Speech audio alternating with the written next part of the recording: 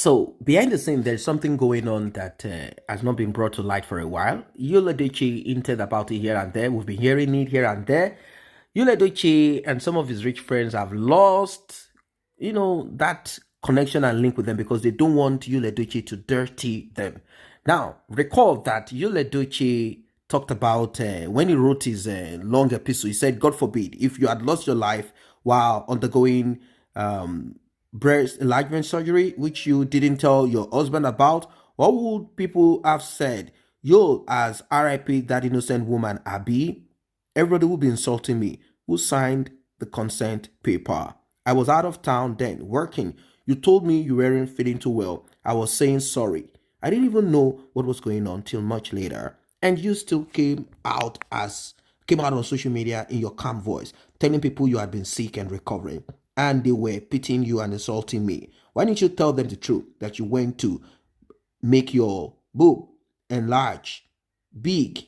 Enough of manipulation. You have done enough." And he also wrote, 2023 stole your flesh, blood, but still have enough time to do enlargement and tummy talk without your husband's consent, obviously endorsed by your married boyfriend. Let us stop there. That's where I want to go to. But before we proceed, like and share, tap on the subscribe button, turn on the notification bell, very important, so you don't miss alerts of bombshell videos that get dropped on this channel. Very important. Returning subscribers and those that have been here, I say a very big thank you to you. A very, very big thank you to you for returning back and also for being here. Those, I cannot thank you enough. Those that have tapped on the thanks button to encourage this channel to do more, I cannot thank you enough for tapping on that. I cannot thank you enough. I say may God may God replenish your pockets even more. Well, let us get straight into this one. After Edochie posted that, well, people said it's a lie, it's not true. Edochie has created that rich man, that person, that billionaire, that he referred to as married boyfriend. Yes. According to him, he has done due diligence and he knows the man who got entangled. According to him, this are all according to him, that got entangled with May.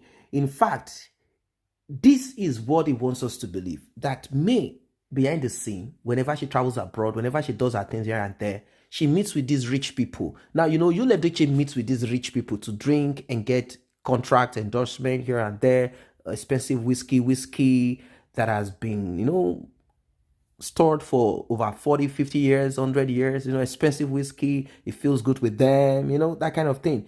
Now, he wants us to believe that his own wife, May, in those days, was laying with those people when they go abroad, when she travels to London, for example, when she goes to New York, and sometimes she meets up with them here and there, whilst he is working. And I'm kind of wondering, while you are working, you're also working Judy Austin and many others, until Judy Austin caught you like, bone of a fish, and you cannot get rid of her from your throat. Till date, from then till date, you are still trying to cough her out of your throat. You can't get rid of her. She's stuck to you like heel, stuck to you. Edochie went on to say then that while you enjoy your life secretly, that's another point that I want us to hold on to. Because they don't know the real you. I will not take this in 2024. I've been silent for too long. I've been doing my best to protect your image while you're doing all you can do to destroy mine. Enough. That's what he wrote. Now, when I looked at it, I said to myself then, okay, let's see. Maybe there is something that he thinks he knows.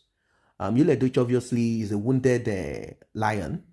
And then even lions are, let's say he's a wounded whatever, a wounded dog. So he is bitter, is sad, is not happy with how things have turned against him, and rather than him finding a way to reinvent himself and see if the universe will send to him something to comfort him, something to make him feel better a little bit, he is not doing so. He's rather chasing shadows, running after someone who is blessed, someone who is faster than you. It's like, a sport car, let's say Alfa Romeo, Bugatti, or any of these sport cars, running at this kilometer per hour. And there is this what's it called in Nigeria? Korokpe or something like that. One of those buses that was produced, minivan produced maybe 1967, trying to chase after that one. And you cannot chase after grace. That's the point that I'm saying here. You can't be chasing after grace. You will be disgraced. So, Edochie felt like, okay, since it seems that my star, according to him, my glory is being attacked by me, turning people against me, to hate me. He said to himself, I'm going to attack the alleged billionaire. He publicly, do you believe, Edochie publicly threatened the billionaire that he claimed wants to finally marry May Edochie Aligwe.